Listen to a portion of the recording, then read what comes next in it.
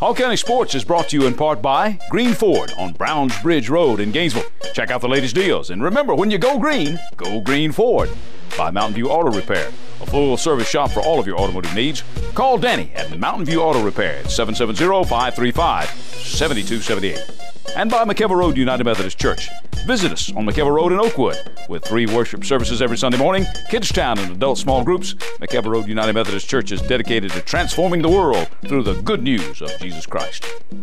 And by Turner Wood & Smith, serving your insurance needs for over 100 years. Hello again, everybody, and welcome to another edition of Hall County Sports Television. I'm your host, Gary Glenn. We've got some World Championship news and some World Record news on this particular show, but we're going to start things off with football, and that season is well underway now, and some things are already shaping up.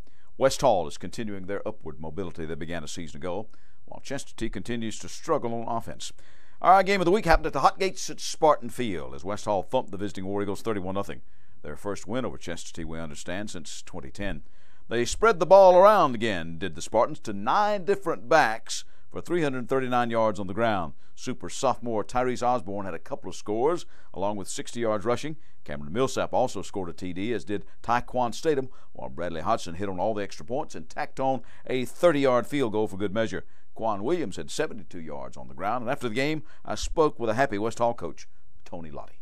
You had an attitude adjustment here at West Hall. It's a new spirit. I would say this ain't the old West Hall. I can tell you that. Our student section, they are awesome. We can hear them when they're out there. You see how great our band is. And what we're doing here is we're all coming together because we have one solid goal, and we're all working towards that together. It's about supporting each other, and our community's coming together, and I'm just proud for everybody here. It's been a long time since West Hall's beat Chestatee. And from my understanding, now it's been just a couple of minutes. So far on the season, you've scored 59 points. You've given up 0.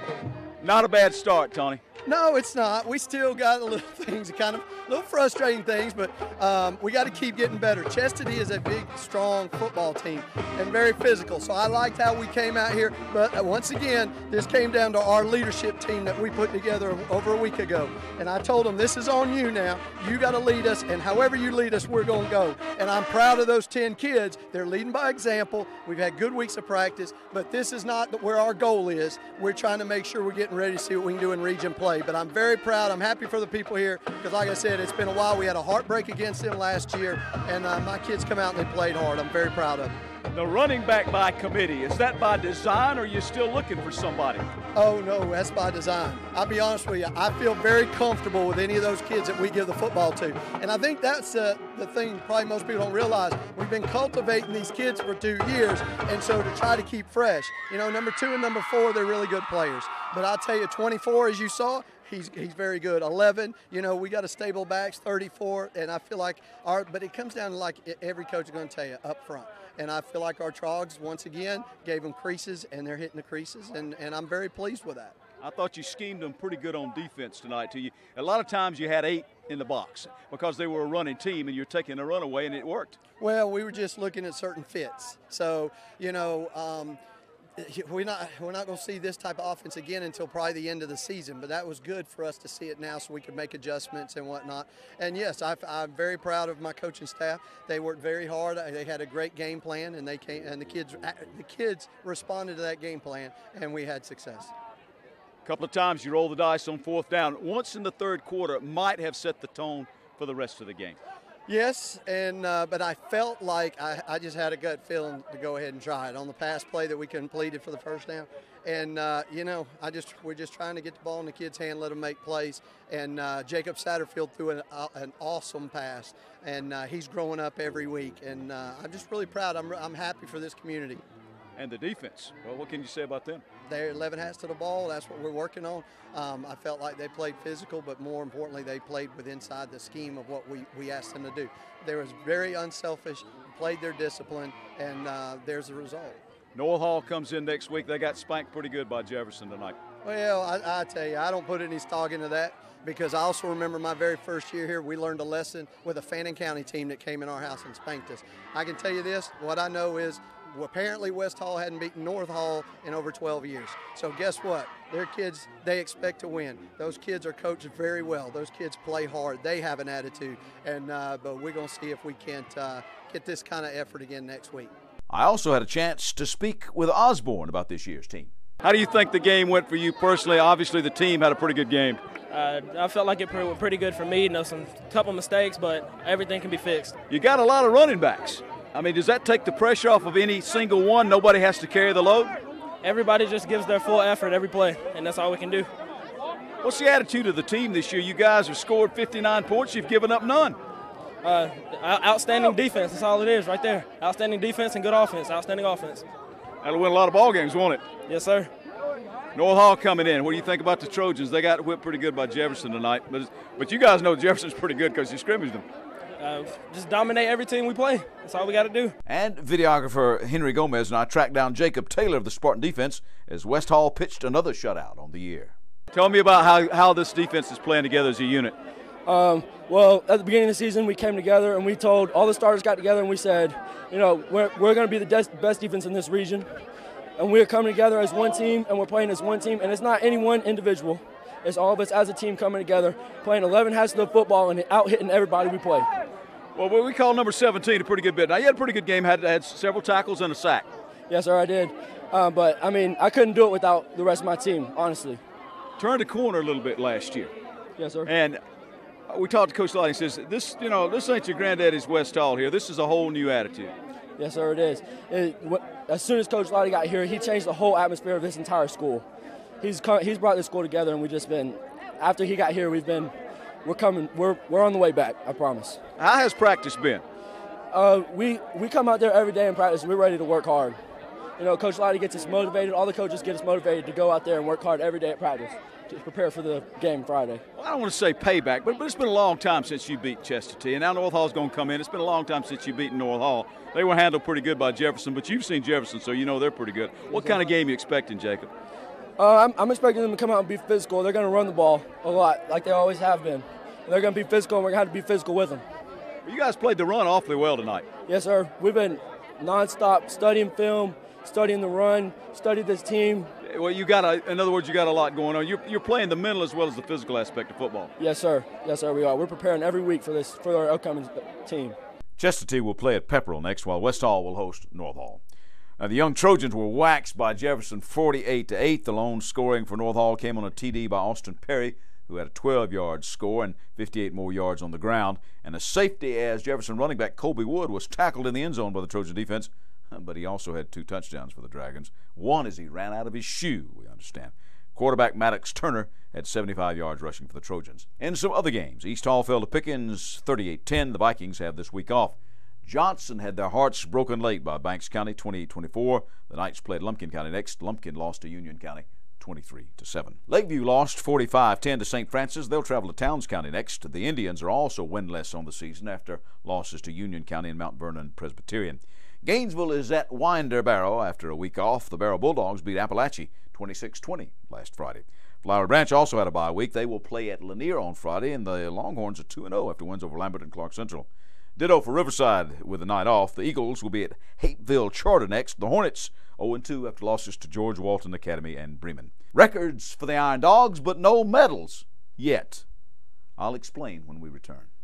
Turner Wood & Smith is with you every step of the way. Established in the Gainesville area in 1905. Turner Wood & Smith has become Northeast Georgia's largest independent insurance agency by offering professional service at competitive prices. Turner Wood & Smith, insuring your future since 1905. We're back. I'm Gary Glenn. This is Hall County Sports. Well, it was a day which was both exhilarating and frustrating at the same time for members of the Georgia Iron Dogs powerlifting team headquartered at the Iron Beast Gym in Gainesville. The Dogs continued their record-breaking way, smashing a number of national and world marks, but at the end of the day, had no hardware to take home from the American Powerlifting Committee America's Cup meet at the Hilton Garden Inn in Kennesaw, Georgia. Computer glitch, you see, sent the Iron Dogs and the rest of the competitors away late Saturday night with no medals or trophies to take home with them, as the system was absolutely overwhelmed by the number of entries and classes, and nothing official could be calculated. You see, the meet probably had twice as many people in it as they normally have, and some late entries came in, and that complicated matters further with the computer program they had. When it became apparent that the system could not calculate individual or team awards, around 10 o'clock, the organizers announced they would post the results online and mail all of the medals and other awards out to the lifters. And by that time, We were all so tired and hungry, we basically said, sounds like a plan to me, and just went on home. It would have taken hours to do everything by hand. They were very apologetic, but by that time there really wasn't much to be done except just send everybody home. Now, I function as the bench press team captain, and we're reasonably sure on most of the individual championships based on what we could see from the entries posted and what my teammates did. But the team awards for both the full power and bench-only squads still up in the air. I do know that people like Eric Head and Tim Moon smashed existing world records. Eric did 3 times his body weight raw on the bench, and T came close to that equipped. Eric should get best lifter in the bench press, and our other guys should get first or at least place. As for the other best lifter awards and the team stuff, I have no idea how that's going to go. It's based on formula and places and stuff. But whatever happens, I'm very proud of our team, as we had some folks battling through some slight injuries and other situations like missing some attempts, then coming back strong to get the lifts. Now, also, we all had to get used to a new command on the bench press. They added a start. As you take it off the rack, they say now start press and rack. And all that was interesting and a little bit different. Now, let me tell you about some results. Eric Head from Swanee now lifted in the men's open raw 60 kilogram, 132.28 pound class and pressed 182 5K or 402.34 pounds. Moon of Gainesville lifted in the Masters men's 50 to 50-year-old equipped 125 kilo, 275.58 pound class and locked out 335K or 782.63 pounds, close to 783, and he says that is the second most he's ever done in competition. And I think for the rest of these now, I'm just going to go ahead and convert the weights from kilos to pounds to keep everybody kind of on the same page. So Brenau University strength coach Gary Hatfield of Gainesville lifting in the equipped Masters men's 55, 59, 242.51 pound full power class set world marks in the bench, his personal record, total with his press of 562.17 pounds. That's a bench press for him, and he totaled 1,868.4 pounds. And Gary also had a squat of 766.1 and a deadlift of 540.13. Also in full power, the Dogs got winning efforts and several national records from Jason Banks of Canton, who competed in both the Raw Open and Sub-Masters classes in the 275s, and also competed in the push-pull, which is the bench and deadlift, as well as full power. Banks squatted 600.75, benched 407.85, and deadlifted 633.82 for a total of 745 kilos, or 1,642.43 pounds. In the men's open raw 198.41 pound class, Iron Dog Gym co-owner Marcel Allen of Gainesville came through on a third lift to bench press a national record 418.87 pounds after missing his first 2 attempts. Allen also squatted 573.2 and deadlifted 600.75 for a total weight of 1,592.82 pounds. And I had a chance to talk with Eric Head, Tim Moon, Jason Banks, Gary Hatfield, and Marcel Allen at the end of the evening. Several national and world records today. Tim, tell me about the meet. Great meet. A lot of people. Crowd was really enthusiastic. I finished with 783s, which is the second most I've ever benched, so I'm pretty happy with that. All right. Eric, this is back with the Georgia Iron Dogs after a layoff of a while, plus the first meet in a while. How'd you find it coming back? It was a good meet. A lot of strong people here. They ended up getting triple body weight finally in a competition, so that was a good one. Just a long day, but good meet. Yeah. And Gary, a couple of world records for you too. Yeah, a good day. Could have done better as always, but all in all, very pleased with the day. Marcel? Yeah, walked out with a national record on bench and could have done better. Tried to get a world record for deadlift, didn't quite work out, but still all in all a good day. Jason, tell me about your day. 7 national records, Sub-Master class. My first Sub-Master meet was good. Thanks. What's it like, guys? Just all of you, tell me a little bit about lifting as part of a team, the Iron Dogs, to have people that support you and help you, if you're getting them gear or just to encourage you, to hand out to you. Eric, what's that like, to be part of a team? I mean, it makes a huge difference, everybody here willing to do anything for any of us, and makes a big difference. And it's a family. It's definitely a family. It's fun. It's good. It's a piece of fun. Some guy asked me, he says, how come you're handing out to everybody? Don't you lift it today? I said, man, we do this every Saturday, so today's no different. Well, at 57, I'm the best I've ever been, so I think I attribute that to coming the last 5 years to where we're at with everybody working out together. I don't think that I'd be where I'm at if we hadn't all got together and pushed each other. What appeals to you guys about this sport, about powerlifting? Jason, let's start with you. It's a family sport, and even your competitors are cheering for you to get the lifts, and it's kind of rare. Normally when you compete with somebody, they're working against you. It's not like that here. Everybody wants somebody to do good. Well, I know that, Marcel, you've been part of the wrestling team, you've been part of teams. What's it like being part of the powerlifting team, and what attracted you to this sport? Just having a sport where you can better yourself and the numbers show whether you're bettering yourself or not, and having that team to push you in the moments where you don't feel like you have anything left. I think this is an individual sport, but we come together and push each other to make us better as a team. So that's where it's all at. I coach team sports, but in the same vein, this is a single person sport. But when you bring everybody together and the energy's all together, you do more than, it's like bringing it together and making more out of it than it was before. Tim, you've been part of team sports all your life. Yeah, I agree with them. I mean, I do it for the competition. I love to compete. I've always been competitive. So you not only you compete against other teams and other lifters, but you compete against your own records, your PRs, what stuff you've done in other meets. That's the big thing, the PR. Yeah. Not a world record. Yep. Yeah. Eric?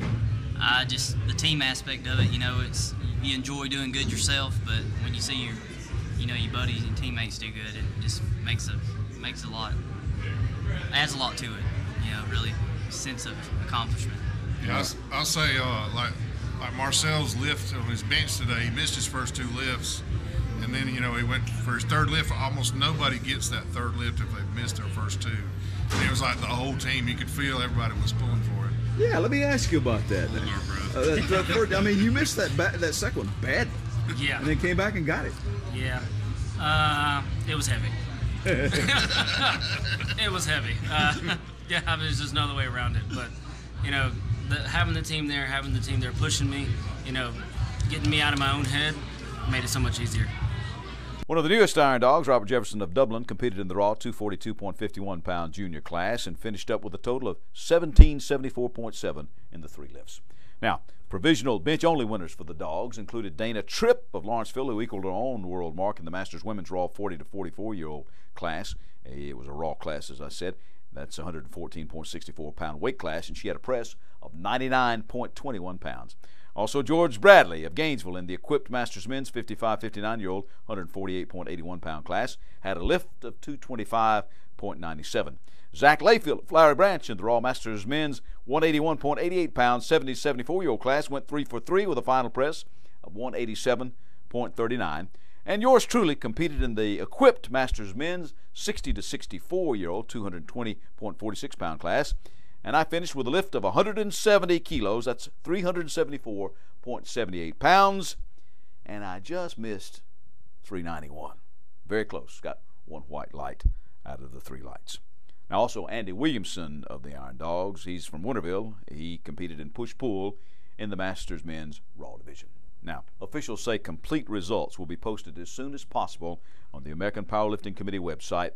That's AmericanPowerliftingCommittee-USA.com. Again, AmericanPowerliftingCommittee-USA.com, and follow the links.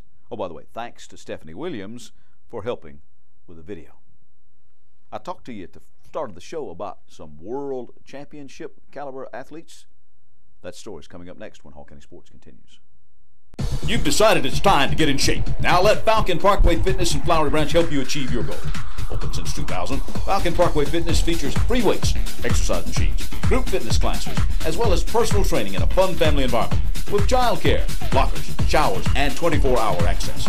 Come by for a free consultation with a certified personal trainer. And just next door, check out Optimum Body Care Day Spa with massage, facials, and waxing, or K. Michael's Salon for hair and nail care.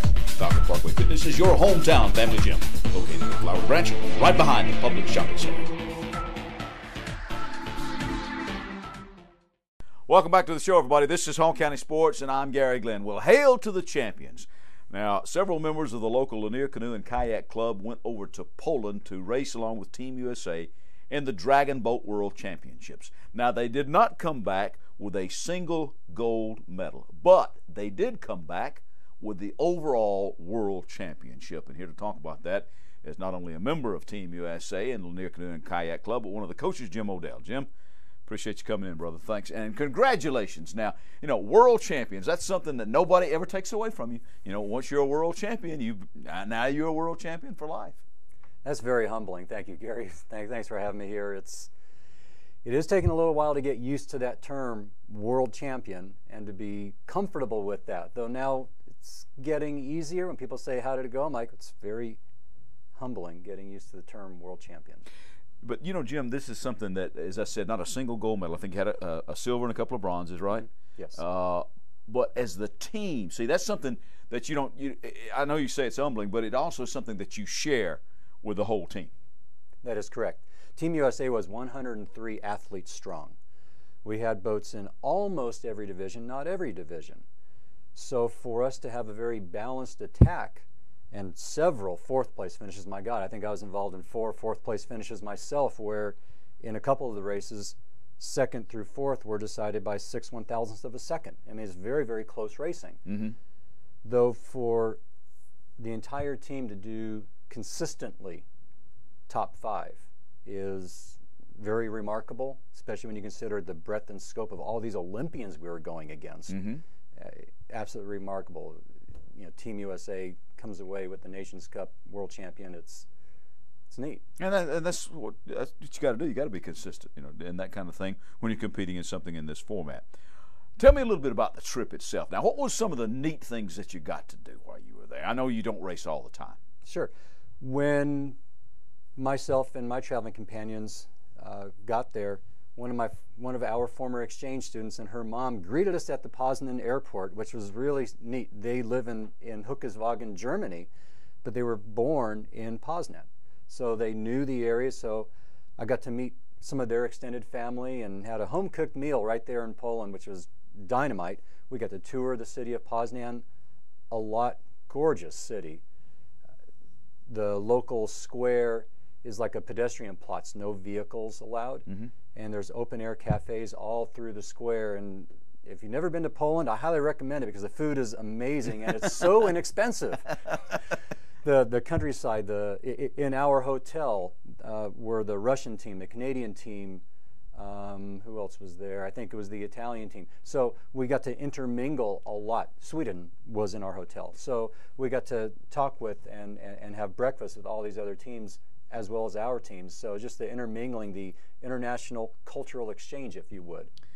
You know, I've traveled abroad like that too, Jim, and one of the things that I really like is talking to the other athletes or the people in the country. That's part of this whole experience that's so valuable to people. Mm-hmm. It is. And on Sunday is when we do our long distance races, 2,000-meter races, which is run NASCAR style. It's an oval, and there is contact, but it's also jersey swapping day. People are swapping out uniforms, you know, so everybody wants Team USA stuff. It is amazing how many athletes from all these other countries came to our area and were ready to swap out. You know, people walked away with entire, you know, podium jackets all the way down, I think probably shoes at some point for some of these other countries. So it's a neat way to get stuff up, you know. It's a way of showing you're at a world championships. Well, tell me some of the top competitors. Now, we covered a little bit on that last week. As you said, you had several fourths, and you did have a silver and a couple of bronzes. So some of the folks that did it for you over there.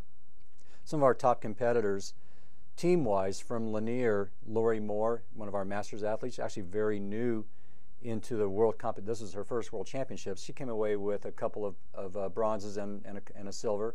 Sean Allen, another Masters competitor, came away with a bronze medal in Masters Mixed 20-seat in the 500-meter distance. A huge shout to our senior athletes and also to our juniors. We had our first ever junior national team, and it was a mixed 10-seat dragon boat. And these kids really made a difference in the world, in the Nations Cup points. It was our 2,000-meter race. And I say our because I'm the junior coach and the steersman for that boat.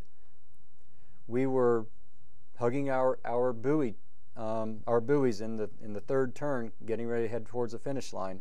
And the team from Poland. So here you have the home team. They're on our outside, and it's a little intimidation. You try and push people inside the buoy. If you go inside the buoy and you turn, you're disqualified. So the poles came down, and there was a little bit of contact made, a lot of paddle slapping. Sometimes there's blood on the water in these 2,000-meter events. These were kids. Thank goodness nobody wanted to do a little bloodletting there. We held our ground. Poland was disqualified. That disqualification is the points difference between Poland, who were in the lead for Nations Cup, and the U.S. taking Nations Cup. So our 18 and under athletes made the difference for Team USA. I've seen some of the 500-meter video, I guess. So you guys really go. I mean, they really go on that thing, huh? Yes. We come off the line with roughly a 118 to 120 stroke per minute rate, and then we bring it down into the low to mid 80s for the body of the piece. In 500 meters, a little lower stroke rate than a 200-meter piece. 200-meter, we try and keep it really no lower than, say, 85 to 90. In 2,000 meters, of course, longer distance, so it's going to vary from time to time. We're going to come out of the turns and basically run another start, so jacking that rate up around to 100 to 110, and then getting back into like a body of a 500-meter piece. No. Well, before we get away from here, I want you already got some news you said from Mexico, some of the other LCKC people down there at, was it the Pan Am Games or the Pan American competition down there? Yes, the Pan American Championships down in Mexico. We've had several athletes from Lanier Canoe and Kayak Club go down there, and a lot of success, a lot of gold medals coming back to Gainesville, Georgia. Chris Miller and Stanton Collins in their K2 event, which is kayak, two competitors racing the same kayak in 500 meter. They grabbed a gold medal. A couple of our female athletes, Lydia Skolrud and Cassie Paul, taking gold medal as well in their K2. We have some canoers that are in the top 5 in the world right now.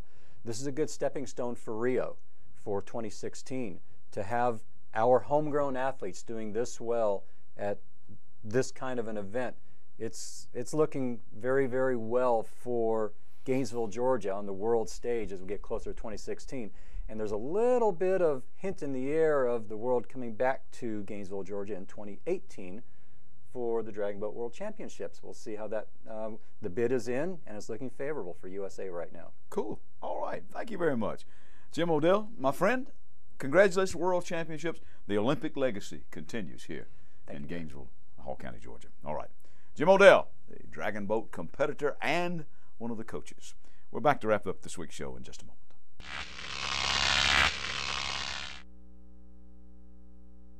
Gary Glenn back on the set of Hall County Sports, along with Rob Bruce, who's pastor at McEver Road United Methodist Church, the place where we have our studios. And Rob, you had some interesting comments come to you in a recent service. I sure did, Gary. You know, all churches say they're friendly and welcoming, but y'all and I, and Gary, you and I both know that sometimes that's not always the case. But here at McEver Road, we receive a lot of comments from our guests that we are. In fact, yesterday I got one that said, "I love that all are welcomed." So if you're looking for a church home that will welcome you, we ask for you to take a visit at our church, McEver Road United Methodist. All right, Rob. Thanks very much. Sounds great, and we'll see you in church on Sunday. Okay, Gary. See you Sunday. We're back. I'm Gary Glenn, Hall County Sports, wrapping up this week's show. North Hall alumnus Paul Powers continues to draw interest for his swimming prowess. The multi-time state champ, just before he began his college career at Michigan, went over to Hawaii and had more success in the pool there. He won 3 races, 2 individually and 1 as part of a relay for Team USA at the Junior Pan-Pacific Championships in Maui. In what was described as his best event in Maui, Powers established a meet record and a 17-18-year-old U.S. national age group record with a time of 22.2 in the 50-meter freestyle. His other wins came in the 100-meter freestyle in 50.29 and as part of the 4x100-meter relay that finished in 3:16.68. Now, earlier we talked about some of the success that the Lanier Canoe and Kayak people may have and may go on down to Rio for the Olympics down there. Well, don't you be a bit surprised if you see Paul Powers in the pool in the Rio Olympics in a couple of years. Our softball team of the week last week, Gainesville, went to 11-4 on the season last week in superior fashion with a 3-0 no-hit shutout of Monroe area. Kayla Street struck out 7 in getting the no-no. Whitney Ledford and Madison Oliver both doubled with an RBI, while the Lady Elephants got singles from Courtney Presnell, Abby Smallwood, and Sydney Payne. Gainesville then shut out Clark Central 8-0 for their 12th win of the season. England allowed only 2 hits while striking out 4. She went the distance for the complete game win. Whitney Ledford supported her at the plate with 3 hits, including a double and 2 RBI on the day, and Madison Oliver delivered a pair of doubles and 2 RBI. In volleyball, Lakeview won their own invitational volleyball tournament, beating Appalachia for the title. Lakeview Academy advancing in the championship bracket with a victory over Grayson, while in pool play, the Lady Lions won out over Johnson, West Hall, and Jefferson. And finally, we welcome State Senator Butch Miller to the Hole-in-One Club. He did it on the Legacy Link course at Lake Lanier Islands on the number 10 hole. And if you think he's happy about that, you got that right. That's our show for this week. Join us next week right here for more Hall County Sports. I'm Gary Glenn.